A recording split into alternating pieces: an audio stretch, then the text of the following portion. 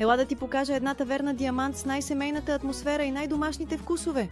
Казва се Галязя Хандра и със сигурност ще те спечели с гостоприемната и топла атмосфера. Тук се грижат за теб, сякаш си гост на семейна трапеза. Диме и семейството й те посрещат като скъп гост. Тук всичко е приготвено от нулата с пресни продукти и традиционни рецепти, които пазят спомени от години. Нищо не е готово, нищо не е случайно. Всяко ястие има своята история, като този ароматен армаз. Тук пекат пътладжани и чушки на жар, както едно време.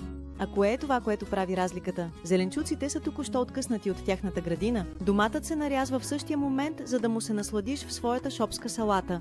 Дали предпочиташ скара на момента или готвени ястия, едно е сигурно. Не можеш да си тръгнеш без да опиташ Искендер. Тънко нарязано телешко месо, сервирано върху питки с доматен сос, домашно кисело мляко и чушка. Ястие, което те пренася на друго място. Хюнкар с пюре от пътладжан и телешко е приготвен с любов и наистина е изключително вкусен. Домашно приготвените кюфтенца на мама си подхождат идеално с свежите пържени картофи и тиквички. Таскебапът е с телешко, което се топи в устата и се сервира с ориз и на худ. Комбинирай всичко това с домашно приготвените микикия и прясно изпечен хляб. Откроява се също и зелената салата с чери домати, ябълка и цвекло, както и всички прясно изпечени меса, като този сочен телешки дроб. Ако пък си почитател на рибата, ще намериш морски мезета за цялата компания и всичко това на много достъпни цени.